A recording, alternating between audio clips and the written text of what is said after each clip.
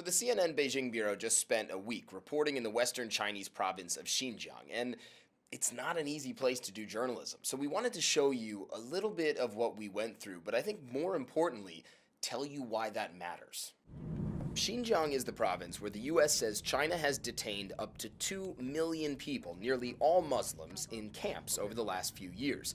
Activists say Beijing has done that to try and eliminate Islam within its borders, and ex-detainees have told CNN they were tortured inside while undergoing political indoctrination.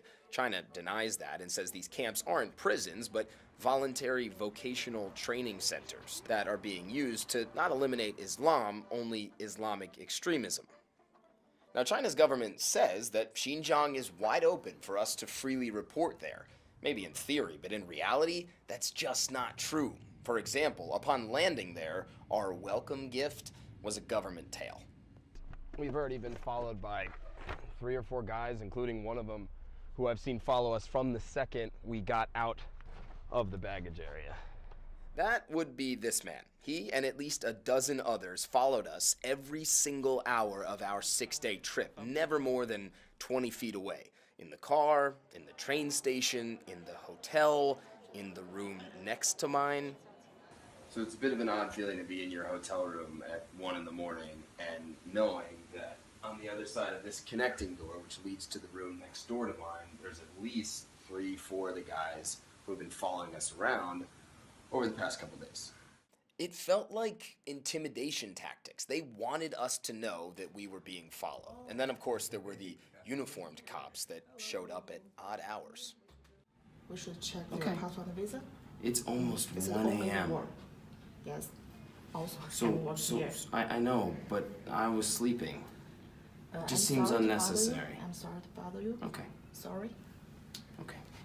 So, this is what happens when you do journalism in Xinjiang. I've lived here for nearly 4 years, and I've watched as things have gotten tougher and tougher for foreign journalists on all types of different stories. Xinjiang is probably just the most extreme example.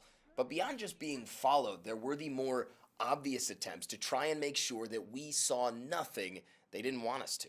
For example, a highway we were on was closed for hours due to an accident nowhere to be seen. Not to mention spontaneous roadblocks that specifically target foreigners and ethnic minorities. Our IDs were checked nearly 50 times in 6 days. And the second you book a flight or a train, the government knows about it. And you can tell that because, well, government officials are waiting for you upon arrival. They clearly knew we were coming. They met us at the airport. They're checking our visas. They're telling us they want to accompany us for our own safety. But really, this is just stalling tactics. They know it, we know it, and yet this is the game we have to play. China's Ministry of Foreign Affairs say they don't know anything about the harassment we faced, but said Xinjiang is, quote, open and hospitable. The constant tails, the constant harassment, the constant delays, they're more than just inconvenient. They are specific tactics China's government has employed for a long time to prevent journalists from doing their jobs. But in the last few years, there is broad agreement in the foreign journalism community here that it's gotten worse, nowhere more so than Xinjiang. The end result is that it's nearly impossible to freely report on the hundreds of thousands of people that are likely languishing in camps right now, and that means that the rest of the world can't really see what's going on there. This is one of the biggest human rights stories on Earth, and as we saw firsthand, China is actively trying to cover it up.